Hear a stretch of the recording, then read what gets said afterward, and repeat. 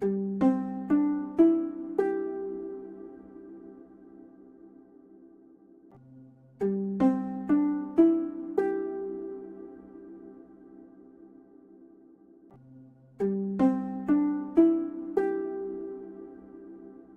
guys, anilungani Dr. Zippy Okoth ajasigana, award-winning storyteller. To tarik aboro dwe mara pagachiel abro bedo gi show miluongo ni Beauty Beyond Bra Series. Koro mano wabro time Kenya National Library Services. Akwayi ni mondo ichop kanyo kik ideki. Ka in gi nyalo donje Facebook kacha chande kata Instagram iranga Zippy Okoth ibro no gik maketo kanyo ero mondo imor godo chunyi. Wabro keto no gimoro amora about that show.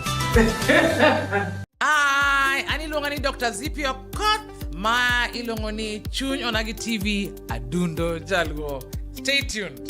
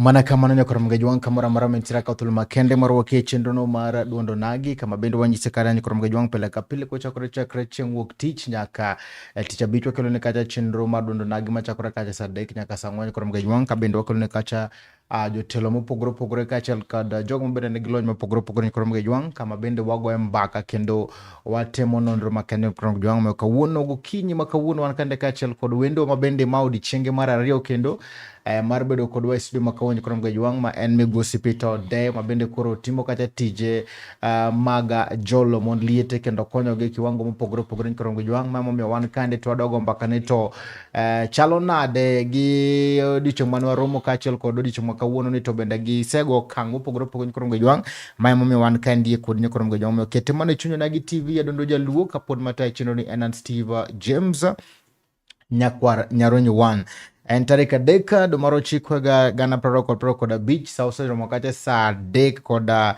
dakika par ga dek to krom gejwan ka tolma kende marwaki mondo wachaka tuak ponono ni giote mora midwaro ronwa kacha onwa studio pages mago mag Facebook page Chuny Onagi TV, TikTok Chuny Onagi TV, YouTube Chuny Onagi TV arwaki ni donj maber kabisa migosi akotolma kende marumosinito Ichiu nade? Achiu ber Steve James. Ndalo mang'eny.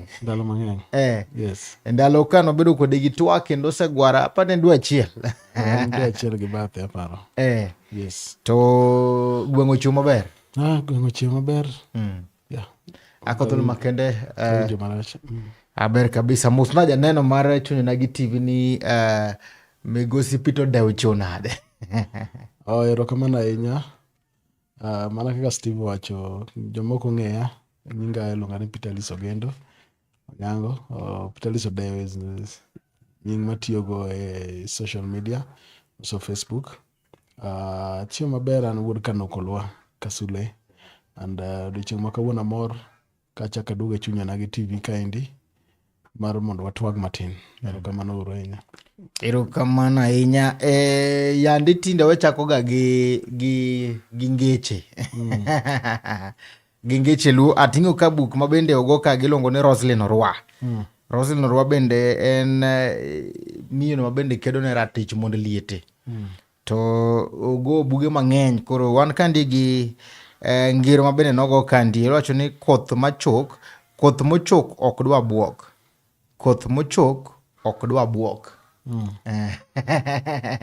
Isewinjo gi Raila no? Kaka winjo. Koth mochok ok dwa buok. Koth mochok tok dwa buok. Koro mana ya ndani ne kabisa. Tiende ni kane kodhno chwe to koth odhi oling'. Mano mana ya nje. Koro ok onego bed ni buok kosechok. Kosechok. Inyalo pimo nade gi bende koro tich ma bende koro itimo sana ne mar konyo mon liete? Koth mochok ok dwa buok. Seche moko koro miyo cha ne dhi maber to koro jaode owito koro pa mana ni koro geno cha onge koro dwaro mondo buogi. Lakini koro kelo negi koro chenro machalo koda kama ndine koth mochok ok dwa buok. Gima gi chenro matimo kadwa chakanuoyo adwa wacho kendo Widows Empowerment Program en mar PS Dr. Raymond Omolo, and Dr. Raymond Omolo is the one who is fully sponsoring activities mag Widows Empowerment Program. And Widows Empowerment Program nigi chenro mar siro kendo jolo mond liete, mar siro somo mag nyithi kiye, kendo mar konyogi nyaka yore mag ohala mond liete gi eki. Magi achiel kuom gik madongo ma Widows Empowerment Program timo gi sani. Moko kendo bang'e nitiere gik moko makendo matindo tindo mabe pod watimo ma always go along with samoro gik madongo matimo go eko. Yes. Nitiere jogo ma bende koro owuok ni gimbe koro gikonyo mond liete, nitie ka jok ma bende akene utiyo nade gi sectors machalo koda kamano. Ere ka ng'ato bro fwenyo ni ma en pogruok ma ng'ato dhi neno ni ma to mag PS Raymond Omolo ama Martin mar migawo machielo? Ing'eyo mond liete nochak kony chon e kidienje mopogore opogore. PS Raymond Omolo kanyo ochako mare ni to en ochako mondo okony gi e okang' moro machielo, like omany gi, warom kodgi, wago kodgi mbaka, wawinji ywak gi kod kwayo gi, alafu wang'e ni kanye minyalo jolgi, kanye minyalo konygie. Ok ang'eyo kaka moko go timo mekgi, and but wan kaka marwa timo ema nyalo wuoye. Yes. As in un kaka utimo maru, nikech last time bende kane waromo kande ne wacho ni koro udwa usetimo Kisumu, ne wawe ka udwa donjo gwenge mag Homa Bay. Gisani ne kaka nanyisi last time wasewuotho e Nyanza ka. Widows Empowerment Program osedhi all the wards in Nyanza, all the wards. Onge ward kata achiel mapok odhi. Mano in the first phase. The second phase, kanito wachako, we have even gone out of Nyanza. PS Raymond Omolo en jatelo mar Kenya te. Mond liete ne gi chandruok machal. Obed midhiero magikale chalre. Obed mond liete mantiere Kisumu kata Homa Bay, kata Migori, kata Kisii, kata Nyamira, kata mana Bungoma. They're the same. Koro PS Raymond Omolo noneno ni kech ofis motiye ben ofis morito Kenya te, to embe ywak gi kata kwayo gi. Sama jomoko be neno ka gima kama itimo kama, jogo be samoro kaka neno wuotho ga kuonde ka, oyudo nyaka kwayo koni be nitie mond liete.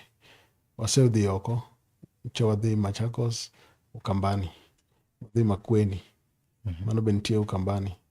Wasedhi Embu, wasedhi Meru, wasedhi Bungoma, wasedhi Kakamega, wasedhi Vihiga, and pod wadwaro mondo wamed dhi oko kabisa, mondo wamed chopo. Wasedhi Isiolo actually. Wadhi Isiolo morado gi grube mang'eny mag mond liete. Koro yudo ni they identify themselves, the widows. Nikech kuonde madhiego, we still meet widows. We never thought ni wanyayudo widows outside Luo Nyanza, more register certificate with the name widows. But we are finding them. Ging'eny kabisa. And mano nyiso ni gin e riwruoge gi nikech chandruok magikale. Yes. To king'iyo in terms of registration gi chenro kata organization mag budos gi king'iyo alworawa ma Nyanza gi counties mamoko inyalo wacho nang'o bende magwa gi bende temo maber. Registration man kaka nawachako gi Nyanza, Nyanza nitiere widows mang'eny kabisa kendo mose register kendo mo form groups. There's so many ging'eny kabisa kendo anyalo wacho nikech awuok Nyanza ka nikech wasetimo mang'eny Nyanza ka. Nyanza nigi ose register, gisetimo registration mang'eny kabisa. Yeah, and we have quite a number mapok wa visit. They share with us the groups, they share with us in our inboxes, they share with us the details of the groups and also the widow groups. Kuonde ma gintiere magikwayo mondo wadhi mondo wachop mondo warom gi wanen gi. Waseneno ginego manyiso ni ging'eny. Yes, ging'eny and ema kwatime ten ma mos to Nyasaye mong'eyo watem mondo watem kar nyalo mondo watem wachop ne mondetego eko nikech nitiere chiliel moro maro kamoro makama nitiere lambe duto te ni chieng' moro joge kichope koni endi mondo at least embo golo ywak ne moro mondo ng'i ka piesre mondo mag nyalo konye. Ponono ni maybe nitie chiliel kata mana molite mabende koro winjo chiro machalo koda kamandini gi the experience mabende osebedo godo gi konyogi. En advice mane menyalo nyiso jogo machako group onego bed ni obedo kiwango maromo nade, like group onego bed ni bedo gi members maromo nade? Okay, korka groups ng'eni social services, social to register a group you must have at least 10 members. 10 members. Mano to register a group. Yes, you must have at least 10 members. Koro mano is the requirement ma register group. Nyaka bed at least japar kadhi mbele. Yeah. Koro waserado gi group man gi ji 200. Waserado group man gi ji 50, ji 60. But we always advocate for kaber at least ka number bet ber matin. Sama number bet ber no to namba maber ka kumwen onongo bed namba maromo nade? Okwa dictate ga. What we know, we've met groups manage 11 people. Yes. But when we meet them now, we do collect so many groups. Ne wadhi Katolo, ne warado gi grube 16. Grube 16 gi. Group mane nenge gi ji mang'eny kabisa ne gi ji 18. The rest ne gina between 11, 13, 14 and just no rado kod gi dichiel. Koro mano be samoro nyalo miyo mijingo mar rado gi kod gi dichiel grube mang'eny atago. Mano be is advantage, but kwere kapo ni group nigi ji mang'eny ka samoro waja dhi yondhiwa. Kidhi yondhiwa kocha iyudo ka group achiel nigi ji 300 members. 300 members. Masama ukelo kony ka when a group nigi 11 to a group nigi 300. Sama ukelo kony umiyo gi kulingana gi namba kose gidwaro.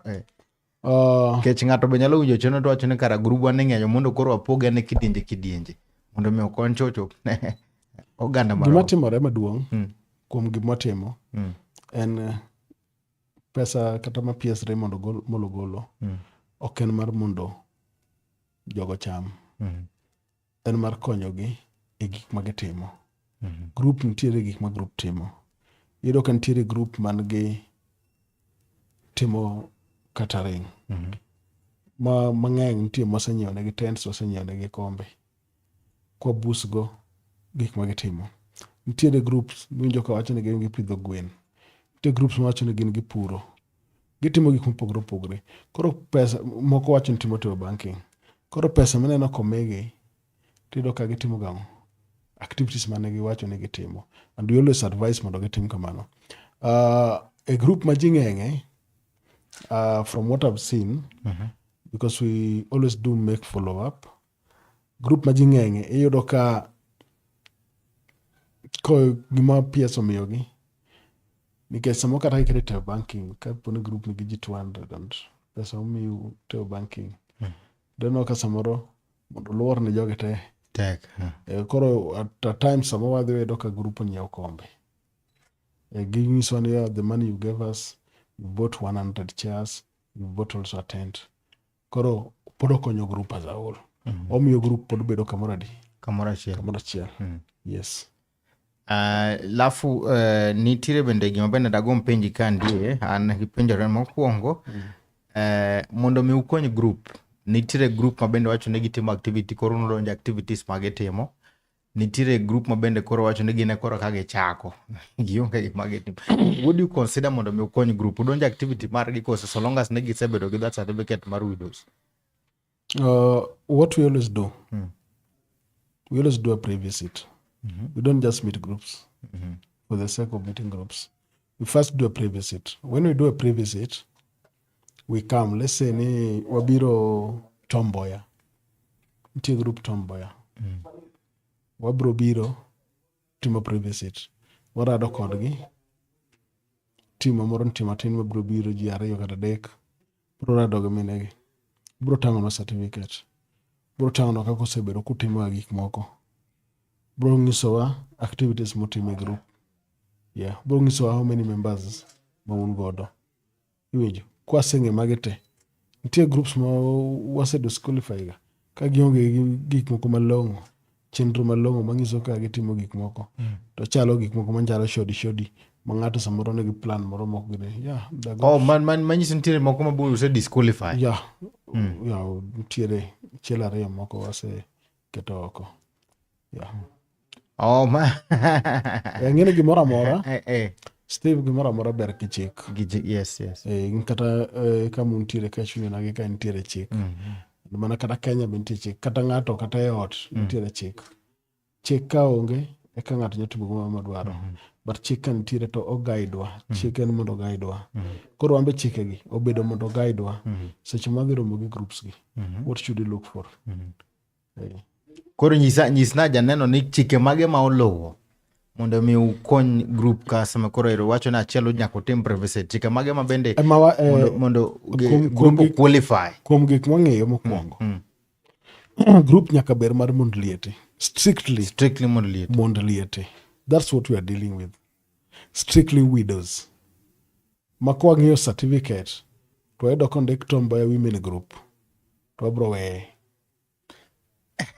Yeah, we will. Yeah, overall. Nyaka certificate ndik widows. Nyaka bed Tomboya widows women group. So first thing muna no is registration. And registration. Mane wabro nyiso ane joge gin mond liete. Nikech ng'ama ok chieli aleng'eni mondo dhi kama mond liete ntiere e group buch gi tek. Koro mano dhi nyiso ane joge gin mond liete. Mar ariyo, wabro ng'eyo ni to ang'o motimo, musebedo kotimo. Wabro ng'eyo minutes manusebedo go last time you had a meeting.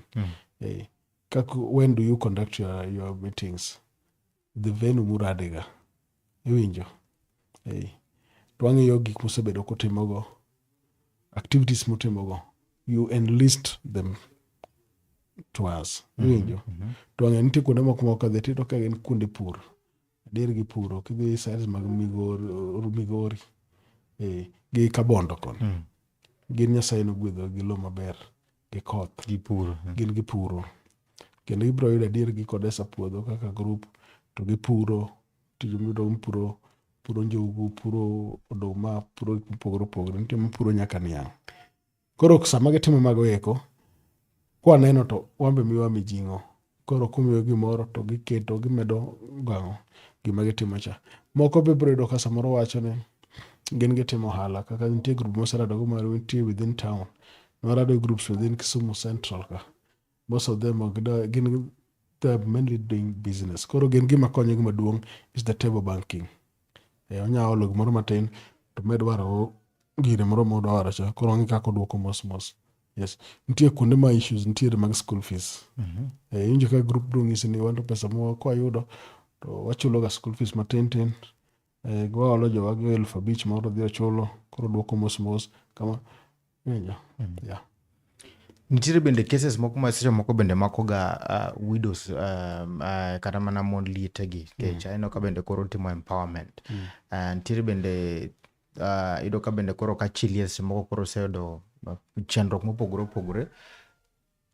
thoro ga bedo gi weche mag anyuola especially mag lope kendi cases gi bendo sewinjo kose mana empowerment bondo chako donje mar neno ni kata mon lite gi odo ratechgi. Mago weche mang'eny mwasedo winjo kendo nitie quite a number ma we are following. Nitiere I think one ma we've managed to return back the land. After success following the sirikal mantiere kanyo ne wadhi chief.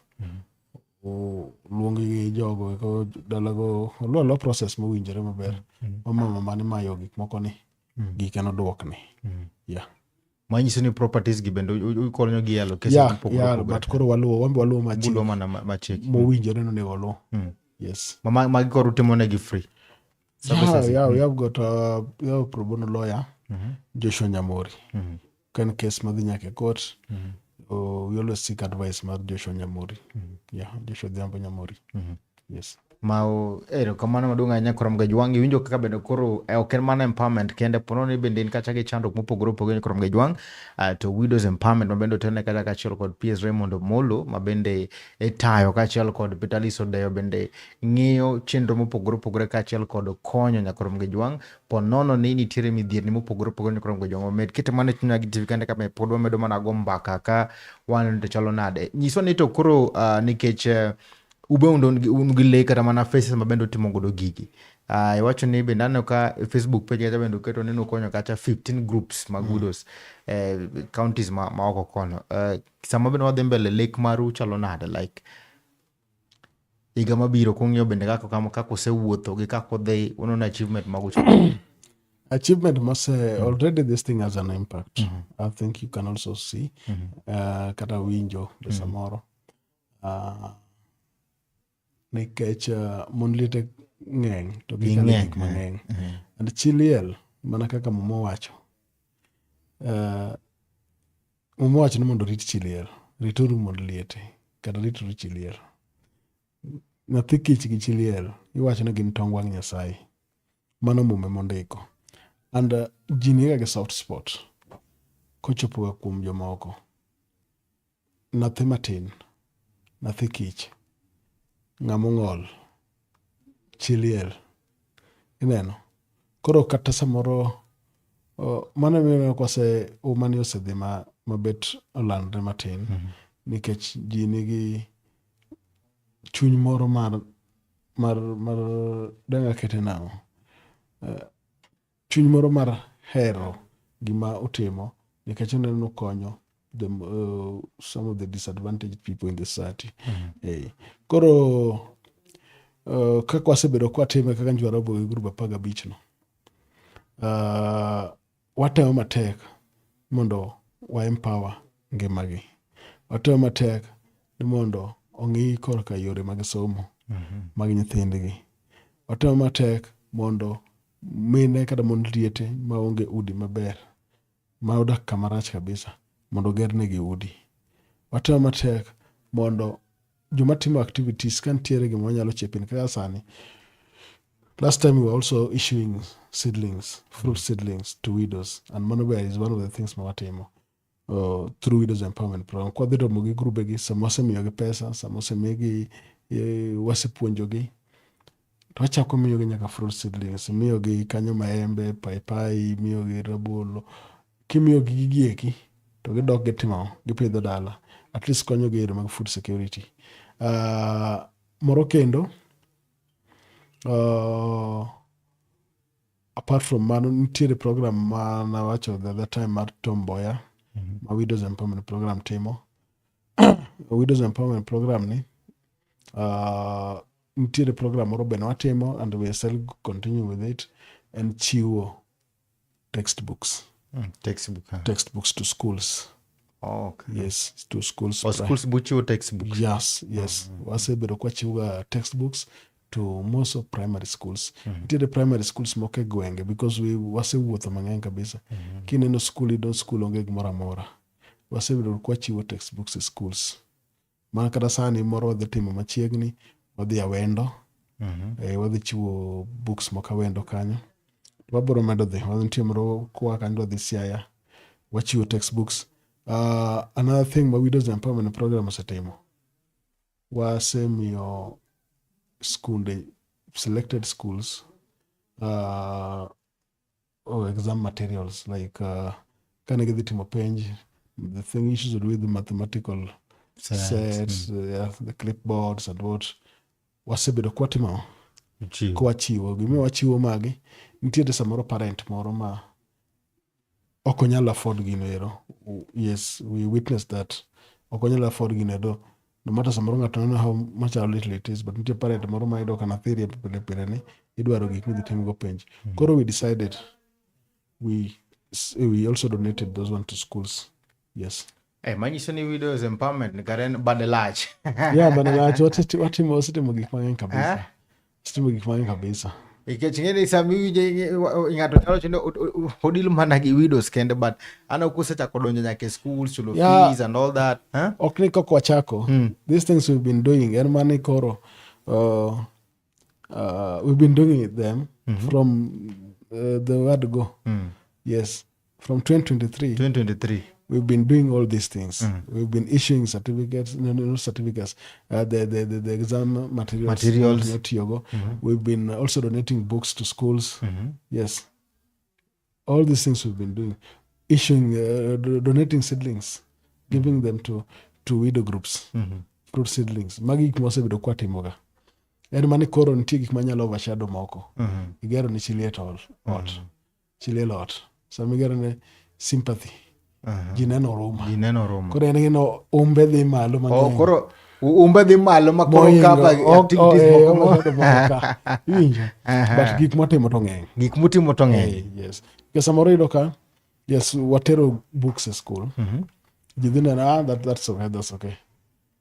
But igero ne chiliel moro modak e ot mobaw gi jwala kama. Nitie ng'at maneno to ng'ato gombo ka ywak nikech samoro at one time gimbe samone gin state ainano. Koro koneno ng'at moko kamin mokonyo.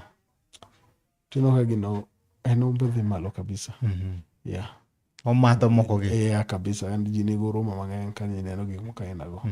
Yes. School fees gi uchulo gi mana e secondary koso nyalo utero nyaka nyithinde colleges? School fees, what we do, this only goes per request.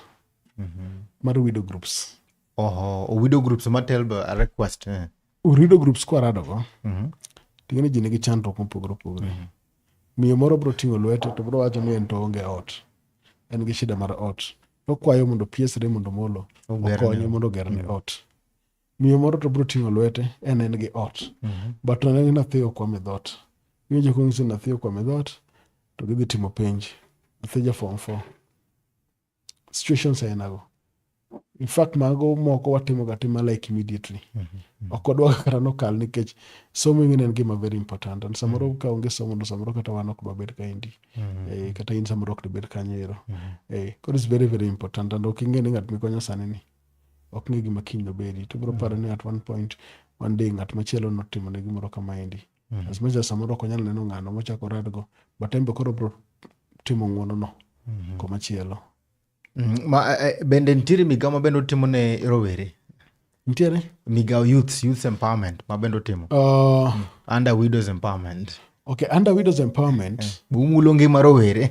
Ngima rowere mwasebedo kwa mulo en mani, number one, nitiere gik moko ka employment.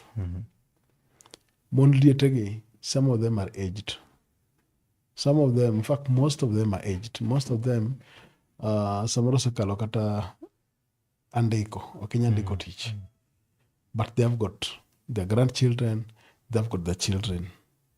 And sama warado tedo ka miyo moro bro wacho, nathine nosomo gima kama to bede dhot onge tich, mondo ng'e kaka inyalo kony. Nitie quite a number. Mwasetemo nikech moko be koro ng'ino watemo. Watemo mana duong'o dhoudi moko. To yudo ka samoro yawno to kawo achiel to soyo. Mago osetim through widows empowerment program. Mano en one way mar empower the youth. About German program matimre Tom Mboya. Kacha around 1,000 students gin youth stay. Mano is also a way of empowering the youth. The youth. Yes. Man and program enega kaiga. En program madhi mbele. Yeah.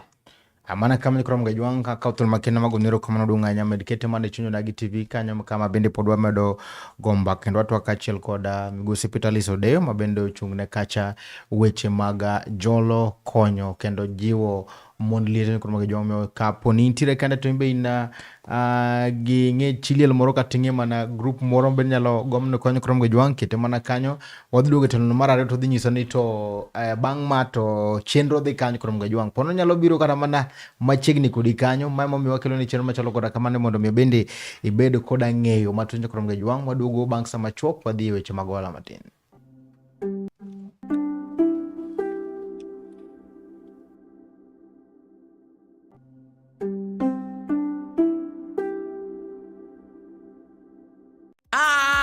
Ilongoni Dr. Zipio Koth ma ilongoni Chuny Onagi TV adundo jalgo. Stay tuned.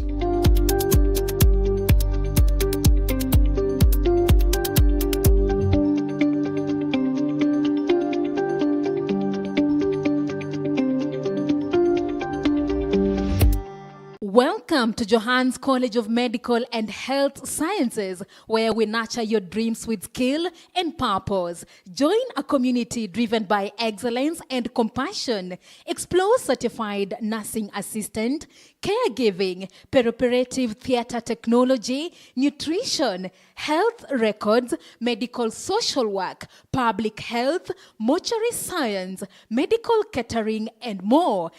And now, introducing German language classes for those interested in the Ausbildung program. Guided by passionate trainers, start your journey to a rewarding healthcare career. We are located in Kisumu, opposite Kenya Breweries Limited. Call us on 0739 216 209 or 0727 829 793. Visit us on www.johansmedicalcollege.ac.ke. Johans College, empowering health, enriching lives. Hi guys, Anilongani Dr. Zipio Koth ajasigana, award-winning storyteller. Totali kaboro dwe mara pagachiel abro bedogi show milongoni Beauty Beyond Bra Series. Koro mano wabro time Kenya National Library Services. Kwa ini muni chop kanyo kikideki.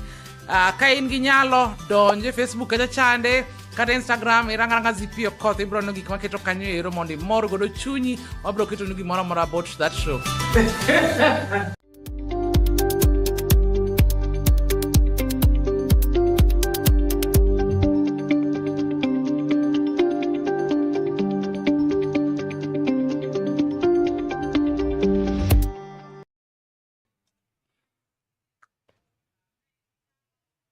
Mana kama nikoro mgajwanga kautul makende maro kikende tilo mara Rio kama bende podwan kandi kachiel koda Migosi Peterlis Odeyo chenro en mana duondo onagi nyakoro mgajwanga Chuny Onagi TV adundo jaluo ponone ni kacha kachiel kod penjo mora kata mana medo wakautul makende maro akimondo miwa pachi nito chalo nade cholma ote magi Facebook page mago mag Chuny Onagi TV, TikTok Chuny Onagi TV, YouTube Chuny Onagi TV nyalo manyo wakacha bende YouTube marwa @Chuny Onagi TV nyakoro mgajwanga to bende dhido chenro ni achiel kachiel na wacho ni kwa dugo ni tilo mara Rio to dhi kao kacha pachi mondo mwasomni to chalo na nyakoro mgajwanga wan kende kachiel koda elongo no Tale Press.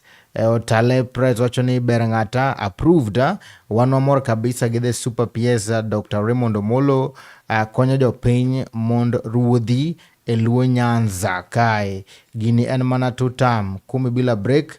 Ruto tiyo nyaka 2020 nyaka 2042 wan gi Johannes Medical Health Sciences watching from Tomboya Estate. Our September intake admissions are underway. Watching from Tomboya Estate, our September intake admissions are underway. Magojo mabene kodwa timo kacha wecho mag thieth. Inyiso kacha ni koro nyalo tera ya punjre kacha. Wan gilongo ne Kinyo Chogo watching live kanti Uzima University. Watching live kanti Uzima University. Okinyo wachane nito iwinjo chenro kadinade. Then wan gilongo ni Collins Abwao wacho ni mosna Peterlis mano wuodo londe tich magitimo ber kabisa kanyakla gi PS Ray mosna Pitalis, mano wuod Olonde, tich magitimo ber kabisa. Kanyakla ka gin gi PS Raymond Omolo. Erokamano Collins. Collins I think was my classmate. Okay. Schoolmate actually in Ambira. Nasoma Ambira koro the principal no chak never nicknamed Olonde. Anene asoma mano mana kismile uparo ni manene. Nyakora Magajwang' mana machiegni kende pod wan ka gibende iluongo ni Daddy Jastima. Daddy Jastima wacho ni aneno maler kamano Daddy Jastima. Wan bende ka gi Jeje Adero wacho ni mos na jatelo amba winjo maber kabisa kone mondo bi omiye Lamamba Club chieng' tich ang'wen. Ana koro jangoma bende wacho ni embo kete mane chenro maber kabisa. Wan kande bende gi members pod ponono kini poni in gi kacha gi penjo mora mora kata mana bende medo yieni pod nyalo kete mane duondo nagi chenro en chenro mar mond liete Nyakoro Magajwang' bed mana kite kandi ka bende pod odhi mana bele Nyakoro Magajwang'. Kwa kamano to Pitalis ano ka bende koro timo gik mang'eny kabisa kendo ng'ino oganda bende koro mor kabisa piny bende umako. Usemako piny. Gikita matima mos tu. Matima mos. Ng'eyo en gima kare kendo en gima winjore ni kaponi Nyasaye omi telo moro ka moro. Ting'i kaka inyalo duoko iwacho achiel kuom apar. To ji duoko gi yore mopogore. PS Raymond Omolo korka kore. Nono ni ber komanyo mond liete mondo chakgo. Mondo pargi, mondo wuoth kodgi kamoro achiel. Mano mino kwa osebedo kotimo activities kod program mar romo mondo liete ni. Yes. Wan ka bende iluongo ni Billy Mboya, mano be jafwambo wacho ni aneno maber kabisa. Billy Mboya asante sana. Donjo tuchake rengo Billy Mboya. Erokamano kuom kete mane chunyo nagi TV kandi, erokamano duong' ahinya. Ka dalo penji kendo mana ni to chenro mabende osebedo kotimo kata mana mag mond liete ung'iew negi tents to magach ma achiel ariyo adek. Advice mari ne kata jogo mabende koro nyalo chako group gi activities mabende seche moko tie jok mabende chako activities to lwar, tie jok mabende koro chako to dhi maber, gi experience mabende seneno gi maybe gik mabende jok moko time counties mamoko. Inyalo nyiso jowa ma Nyanza nang'o? Gine gimoro amora Steve. En mana keto sinani. And lwar mokwongo ok nyis podho. Kier ok nyis podho kata ok nyis lwar. Inyalo kier matin but kidwa sinani to udhi mbele kung'eyo goal ma untiere go mudwa achieve as a group. Kuseng'e kama udwa dhi, kama uwuok kama udwa dhi. Nitiere challenges mubro meet along the way and challenges go konego mi kore timri nade. Kore onego mini ok onego mini kore weri godo kata timo watch group. It's very important mondo bed gi group. It's very important mondo gimoro amotimo go, no matter the challenges mokale, just keep your eyes on the goal, just keep focused. Ubro chopo gimodwa timo, lengo gimodwa timo nero. Samoro ok ochuno nyaka warar kodu, but kuketo sinani kama untiere, kama wicho riwore to ji ng'eng'e kamoro achiel moriwo gimoro achiel, unyalo timo madongo. Yes. Bende nitiere grup ma bende osekonyo ma ywaruok obete ma pogruok owuok. Jogi ne chaka maber, lakini koro sama gimoro donjo to koro ywaruok wuoke. Magi be osebedogo? Wasewinjo matin, en mana koko matin but kwago simu to gimoro amora bedo sawa. Wasewinjo kwa wuok tinjo ka gik moko ochachne matin. Ok en kaka ne samoro wawinjo. Trido ka some of these members magrubegi, they call us, they tell us ne kama is happening, and we make immediately we'll call back, and when we call back to the chair or what wangiso, please team gimano wawinjo because we'll be coming back there. Immediately gitemo ga matek ma gitim gimoro koro kaka ne winjore. Igene ji ok owarte. Samoro mo kata giminego kata mana kanisa. Kido ji kanisa kigal ne jogo te owar. Koro nyaka yude achiel ariyo moro ma pache dwa gwenyore gi ji ka. Pache samoro nyalo bedo paro moro ma samoro ok ber. Koro jana nyalo influence samoro kata ng'ato mondo gichak timo gimoro mopogore mondo koro magi key cases moko winjo, and we always warn them, we always tell them ni whatever, nikech pesa en jachien, and wajawachoga, jatendwa jawachoga kanyo ni gimichiwo ni ok en mar ng'at achiel, to ok en mar ji ariyo, ok en mar ofis, en mar members gite. OPS Raymond Omolo be en ga good enough masama jogi wuok timiyogi ng'ato ka ng'ato transport. Transport maber ginyalo nyiewo go nyaka ring'o chako dong gi gimoro matin timiyo each and every widow. Sama megi mae to mar group cha nitie koro ng'eni ogolo tama moro mar dang'o. Koro macha dhi adhiya for the intended purpose moket ne cha, to moro ni they can now mano ndimiyo gimoro amora ng'ato imiyo gimoro e lwete to dok godo at least for bedo kanyo. Also transport moko wuok mabor, samoro wadhi kumoro nitie kuonde ka Andhiwa to ka Chiliel ng'isi ni kama wuok is close to over 20 kilometers kobiro. Koro king'iyo situations aina tindo tiyo gi fare pesa mang'eny, tiyo gi pikipiki kawo pesa mang'eny. Koro we always make sure ni before we leave wachak wamiyo gi gimoro at least ng'ato ka ng'ato magidok godo e ot. Nitiere bende jomoko mer wacho ni wane mono ochako group ni, ochako group maber kabisa, group dhi maber kato bende koro doka bende koro exploitation bende koro ne kande ne members. Situations go actually I encountered one. It is unfortunate it happened in my ward. Yeah, it is very, very unfortunate. The people, that's why we are always very cautious. Gi groups maneno kolos machiegni. Kwaneno group molos dwe mar abiriyo ka dwe mar auchiel 2025. Kata isemiyo certificate samoro wanyalo ling mang'eny. Wanyalo ling mang'eny. Wanyalo ling kapok wabiro. Yeah, ka wang'eyo to we always sometimes kido group ma samoro no register 2 or 3. These people have been there and even from nitie group ma kadhi tedo ka group is so organized. Gin gi lewni, girwako, gin gi tags, gikelo nyaka yani it's a group ma is running. To kendo nitie moko masana kigo to ng'isi ni hawa igochono ko wane buchwa mar mon liete cha. Giromo ga, moko romo Tuesday ka Tuesday, moko romo Monday ka Monday. Koro ng'ino wakora be nitiere. Mabro tiyo gi data nini to loso group. To dwani koseloso group to kelo ni motim nade. Mago be nitiere. It's unfortunate what happened not time to Kolwa Central kuma wuoke. But made sure I corrected it. Yes.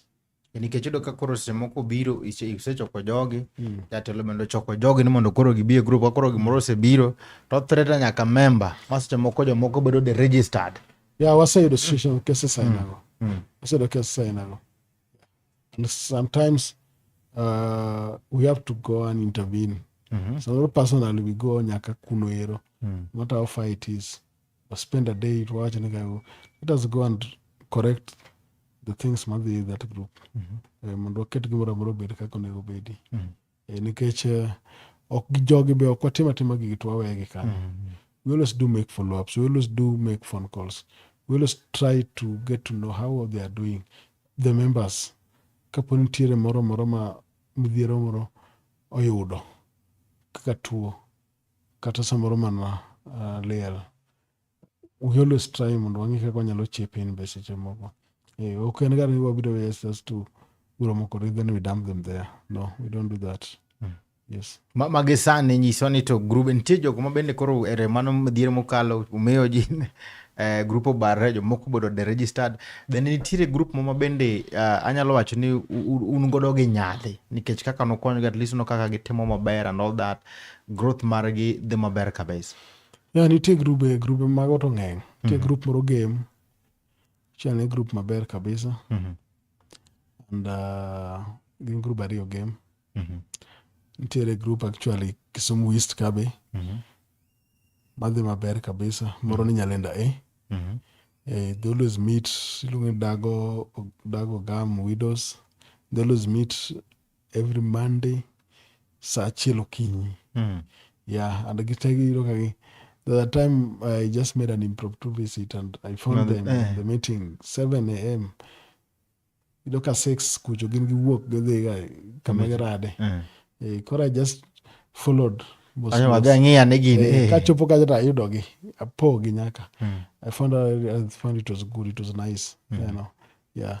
Nitiere groups moko Homabay actually ma also doing, they're quite a number. Yeah, matimo kamano ging'eny. Machendo gi tin kabisa. Machendo gi tin. To group matimo maber ma bende logo gi nitiere bende nitie kaka chako medo gi mijing'o mondo gitim maber. Ma maybe uneno ma wacho na group ni to at least otiyo gi Yes, nitiere a preview manotimo. Last we met all the groups. Manoserado go in Send Kisumu. Nwarado Kesian. Mondo wang'e to gik manwa wenegi ka negitimo nade to gisechopo kanye. To challenges magi mantie, members gi adi mantie sani, members gi adi momedore, members adi ma samoro Nyasaye okawo, magi adi mowe group, adi mojo neno the welfare of the group, of the members. Koro magi te nwatimo te, and we got the new data. Nikech nitie the old data manwakawo. Ine ka nokawo data like 2 years ago, it might not be the same. Kajika samoro, maybe the chairperson is not the chairperson. Kajika gini group matime election. Toka niche team election, the chairperson koro ken chairperson. Koro mago te nwayudo motimo nade. We also did the same to Homabay and Migori. Nwarado Rodi. Machakwa timo mago yeko te. Warado group te manasarado go. Kwaseto mago te kwa chako second phase. Koro neno kwa chako se no wuotho oko. No kasani kendo koro wada duogo. Wabiro wadhi Kisumu East. Wada luoro Nyanza ni kendo. So wago oko kucho dala nyaka wapar. Kachika chanzo chakruok mar gimoro amora. Yes. Erokamano chene dala nyaka opar. King'iyo Nyanza ka bende one of the economic activities ma bende jowatimo en ga mar nam. Yes. Bende nitiere videos moko ma seche moko bende gimbe gitimo large scale fish. Nitiere kata man gi cages mosekonyo gi cages. Nitiere group moko ni Homabay. Moro ne warado go tie nam Seme koni. Negi kwayowa, negi nyisowa ko activities magitimo iwacho ni gin jonam. Gima gitimo maduong' En nam. En tij nam. Challenge magin go maduong' kabisa ni samoro weche nam hapa ning'eyo. Kika koke wilo gang'o to mondo yud rech tek. Rech kodera. Weche go no ng'iswa te notim nade koro koonge gi pesa malong'o koro mondo samoro miye gini cha. Koro kanyo we tried and we empowered them maber kabisa. Mondo gimed loko rech no, gimed omo rech giusi. Mar ariyo, they asked about issues to do with cage. Ka ginyedo kama gikane rech kendo maber, fridge gang'o ginigo. We are just working on them, some of those promises ma wantiere go. Wabro ng'iyo kaka wanyalo tero gi coolers kuma at least ka giseyudo rech to ginyalo keto ka ndalo kata koro kethre. Yeah. Ber kabisa an kar gi ote moro ka ano ka Billy Mboya ndiko gimoro ka ndio mondo wasome ne odo mana gi dakika matin kacha to bende watika tie kanya kora magajwang wan ka gi Billy Mboya chene ya kuma dier gigi itemo atema matin. Nitie oganda moko miluongo ni Okoa Mtaani Initiative manyiegi manegi kod program ne. Erokamano wacho ni gigi tema matin. Kwa tiko matin nitiere jogo mabende koro wacho ni timo ber siasa bende nie gigi. Yes. Peter Lis. Yes. Utimo ber to jomoko be go. Yeah. Steve. Igre penye ajangiso gaji. Ka okuo kuomi. To ng'iso ni very useless. Kuomi niko rongi ng'awuoyo kuomi. Iniji olenga kata gimo wacho kata nyako maber. Nyako korwakre to kalo kama chuo nitiere kobet abeta ne mochop nyaka malo kucho maonge ng'awo gone kata do gino dhi penjre na ng'a rach kode. Kata mana Yesu. Yesu ne chiero ji. Yesu ne chango ji. Ehe. Yesu miyo ji chiemo. To pod nitie joma wacho ni Yesu ne rach. Koro ok inyal tamo ng'ato wuoyo. Ng'ato ok inyal tamo wuoyo nikech mano haki ne kama entiere onya wacho gima odwa wacho. But one way just don't want to mondo ogalwa gi weche manon nikech wang'e kama wuoke, wang'e kama dhiye, wang'e kama wantiere, wang'e kama dhiye. Wang'e gima watimo. Mang'eni ka opono wabedo distracted gi joma ni oko go. Gibiro dwaro samoro mondo wamigi attention mang'eny. We don't do that. Yes. Siasa to ng'eny. Wasewinjo moko but wan nikech what has kept us going en ni wan kamoro achiel and wang'e kama dhiye. Yes. And one focused. Ok wa give even time ne distract us gi weche gi moko ma nosagowa gi gigi mang'eny. An noseng'isa ni ng'ato chieng' moro neno kandiko ni ne wan gi osiep na Charles Osako. To ne wago picha mar achiel. To Osako nondiko ne Kano kendgi. And joka nong'e Osako jakano actually. Kech osiko lando gano jakabonyo. But an ing'eno okal ginega kuma wuoke mang'eny. Koro ng'ato ni Karimbi wuoke Kano. Mano miyo gik mutimo te utimo Kano. Jo Kisumu motimo. Yeah, nitie sa igowa kaka jo Kisumu actually. But one we don't need with that. Debe no ayiero Kisumu ni Kisumu itimo gik moko. Bedi koro watimo injustice ne jomoko. Yeah. Koro wan kata cross watimo gik kamoro amora, watimo gimoro amora kama onego otim. Wan waonge wach gi ng'ato. Ng'at man gi wach ong'isa ni okwe mirimbe. One kaka tich tiyo. Ne kaka itimo gik moko. Ne kaka president marwa William Samoei Ruto be timo gik tijegi. Sana ok en sa siasa. Siasa dhi biro mbele ka. Siasa dhi biro masama koro kwa wilo lewni. Koro wagolo mage to warwako mag siasa. Mano e sani dhi biro. But gi sani en sa mar ng'eyo nikech magi penjo magi biro penjowa.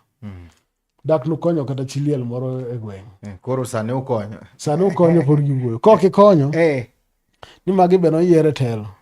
To gima ne gitimo? Onge. Nyithindo moko be nitie ma kata onge kata magi mako lwete ne gitere skul. Mago dong gik misewinjo. To seche mitimo they are still talking. Koro dhano ok inyal tamo wuoyo.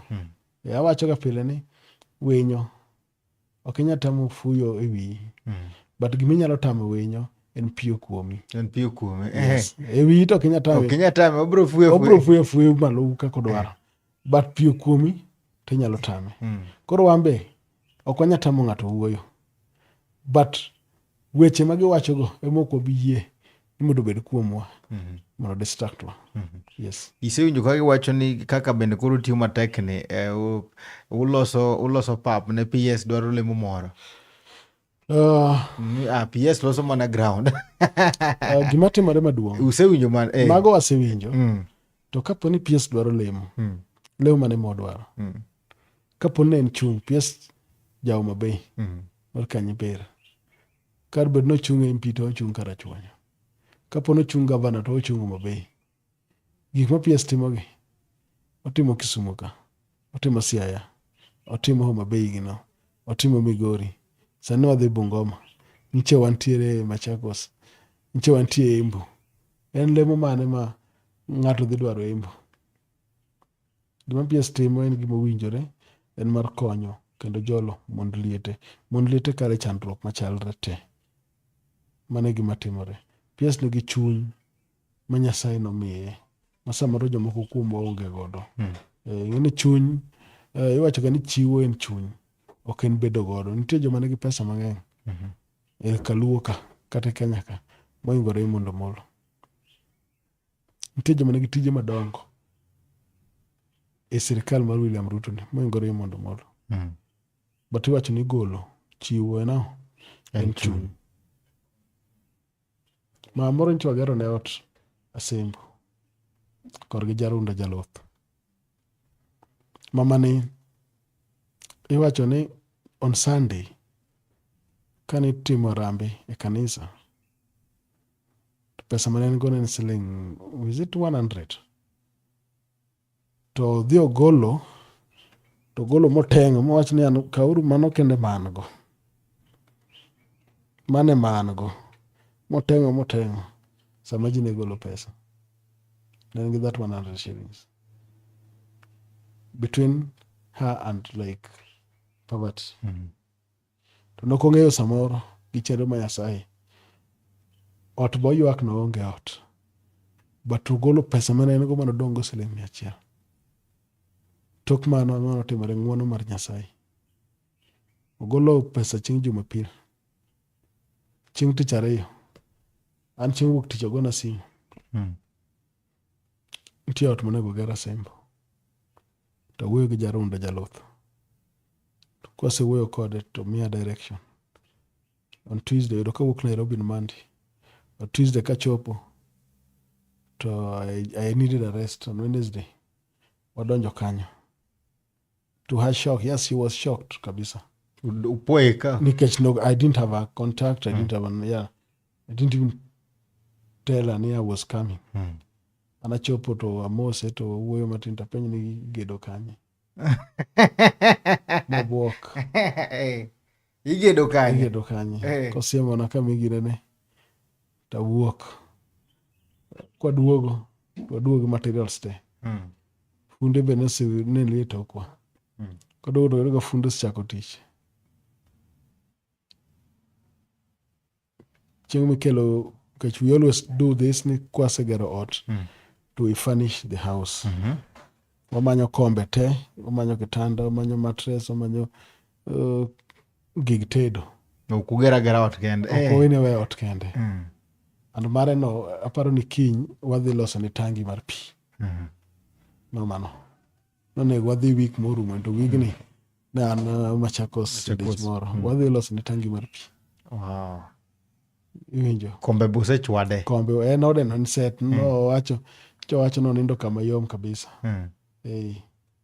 koro that's what we do yeah koro we don't just get our toy kamano yeah, we make sure ni en ot magari in kidonje to chieng' no intie kama inyalo tede ido kama inyalo ninde kombe ido kama ibete stima boy kose ketone yeah not even everything Uti. automatically we just changed her life and that's what Raymond Omolo has been doing yeah Giving smile kabisa and hope. to the widows. Ber kabisa nyakora mgo jwangi winja gino bende koro timore jomoko bende koro wacho ni mara jatelo selero kama ber kabisa ni winyo nyalo fuya ok nyal tami fuya wi lakini nyalo tami ang'o Piyo kuome.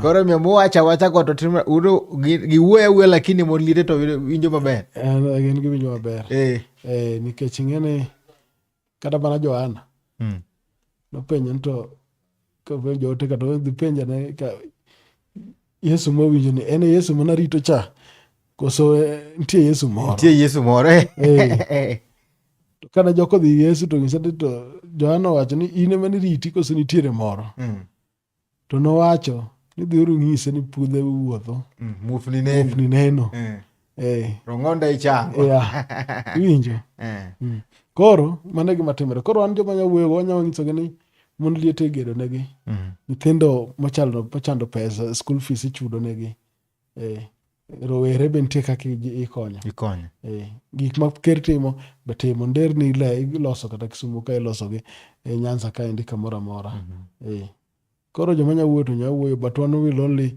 answer back with actions with what we have done that's what matter at the end gibro penyi what did you do koro obro machung' tisiemo magi mana timo chungi tisiemo chungi wacho ng'ato wacho ni chungi tie gimitimo gimiloso erokamano apani gima wabro timo chieng' moro achiel kuma bende kata maybe awinjo nudhi Kisumu iska wabro dhi mondo wamak ne janeno mara mondo wane gik motimo mondo mi wachak wadwa wadaye dho jok mosekonyo ogole testimony mondo wanene bwana to magi ma ema bende koro ayudo nikech ginyalo wacho ni en mana mbaka jomoko negaloga kamano but it is good now ni mana kaka niwinjo ka ng'isi ni every ward we visited and actually yesterday nantiere station moro and iyudo ka joma go simbe wacho ni adier jogo to jotimo kama kama gweng' wan jotimo kama kama gweng'. Koro nyiso ni something ma people got that testimony. Koro abro kwayo ji kaka Otale otem omany group gwenge kanyo gikel wadhi ofunyu kanyo nyisna janeno kapok inyisa janeno mondo asom message ote moro ka wan godo ka wan iluongo ni Rolex Timers Omondi wacho ni Steve, that interview is powerful. I personally deeply admire PS Raymond Omolo, not just for his leadership but for how intentionally he has stood with our Luo widows. I remember attending one of the widows empowerment forums last year and the dignity in that room was unforgettable. Since Widows Empowerment Program was launched in 2023, this initiative has transformed more lives than any others we have seen in Kenya, and achieve big respect to Ayugi Victor, the coordinator, the entire Pitalis team for making sure this impact is felt kwa ground. Awinjo live anyama saria. Kamana Rolex. Wache. Rolex. Rolex Timer Omondi is a very good friend of mine. Yeah. Leo wache kama ni wacho ni bana samana kacha to ndika ma. It's good. Rolex is a very good young boy. Before they went through different political divide, and kane aromo kode chieng' moro to nyise ni bwana, this is the direction. Yeah, nichopingo serikali no pingo serikali. Ano kabiduo ki yore mang'eny, but ibro neno gik matimore. I'm happy yesterday I met a friend of mine ni John Arodi. John Arodi kana romo to ngizani bana an koro ngena duogo Ruto full. Gimi aduogo Ruto eno ero mpira. To gima president ncho timo. But he did a wonderful thing, huh? Yor mpira. No duoke kanyo full makata ngato wachango. And we really thank the president nikech rarely have we gotten the president's outstanding with their teams. Most of the football is loved across this county. Mpira seriously, and gimano timbre kanego chancha. Just a testimony, and it is good near we are going to host the biggest football I think tournament of Bonanza in 2027. Kenya will be host, co-host gi Uganda again gi Tanzania. And we hope nitedhiro ka Talanta Stadium oserumo. And Talanta Stadium nokoserumo. To kanyo emidhi goye opening match. Tidhi goye closing match. And I think you've seen what the tournament has done. It's big time. And miyo kata jomoko ka koro ling. Yenyo dok piny. Gine when actions speaks louder. Action speaks louder than words. Yeah. The president gik manosetimo gik mobedo kotimo gik mamako chunji. Yes, stadium ina migero Kasarani, Talanta, Nairobi. Very few stadiums in Africa. Stadium Manyanga. Yes, there's only, in fact, obedo mana compared the stadium igero in Morocco. For they are preparing for the 2030 World Cup. There's also a stadium Chalogi Soccer City, Mantin, South Africa. Manogo final, Mara World Cup 2010. And my president Gerono, is the world class. Pokunano stadium inano. There's not even one in Eastern Africa, Eastern Central Africa. There's not even one, even in West Africa.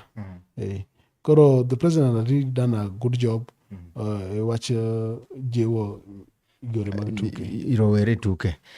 Kokamon tagwero kamon mdong ahinya kuom kete mwana ichuni na gitif ganyi kora mgejuangu kamora mara mentira kautul makeni maguniro kamon mdong ahinya jal mabende koronwa ote magisido kandiro kamano kuom kete mwana ichuni na gitif ya dondo jaluo kabene na watu wakande kachel koda migosi Pitalis Odeyo weche maga jiwo karakonyo mondlite kapo kwa tiko to ya mwa ithuluni makene mondo mi watch mogik na jana neno ponono nini giote moro samoro PS kasamoro udwa limo kamoro.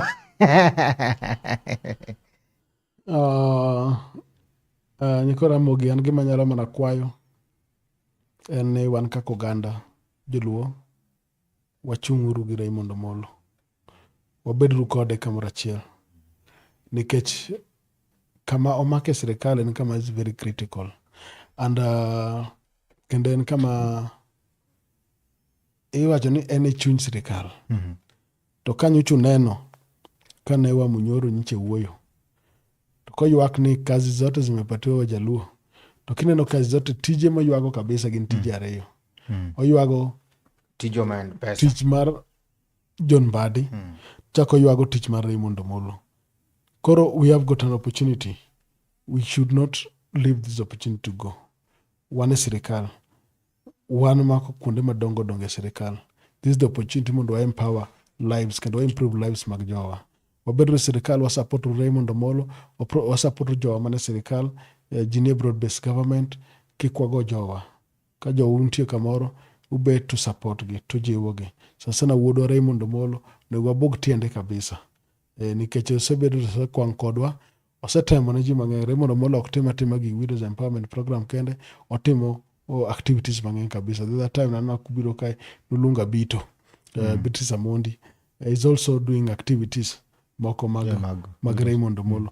Koro wasupport Raymond Omolo, to mon liete, abro mana nyiso wach achiel ma pod abro medo wacho, wabro chopo kuomu. Kamoro amora ma untiere, wabro chopo kuomu. Yes. Kokamano nikech sanya koro mgajwang' erokamano udong' ahinya kuom kete mana e chunyu Nagi TV kende. Ageno ni winjo chenro maber kabisa kendo pod wabobedo kaachiel kod Migosi Vitalis Odeyo, ka bende pod wabomedo nyisi ni to chenro magi chalo nade nyaka chieng' ma bende imbe ne gichop kama bende nitiere ni koro mgajwang'. Kokamano erokamano udong' ahinya kamano e tayo chenro en Steve James Nyakwenyoronyo wan. Erokamano bende japicha mara Mumo kaachiel kod Medusa mara bendo miyo chenro ni chopo kamora mara ma intiere achiel kachiel nyaka kama intiere studio mag Nagi TV. Nelson Mandela Kore kachiel kod bende wan ka bende giluongo no Tale the Press ma bende ole mos do kandi akathul makano magonero kamano madonga ahinya kachiel kod Telo. Erokamano ahinya mindset maber kabisa. Erokamano ahinya Steve. Kamano Ritu Masani warom kanyo kendo di chieng' makiny. Erokamano ahinya.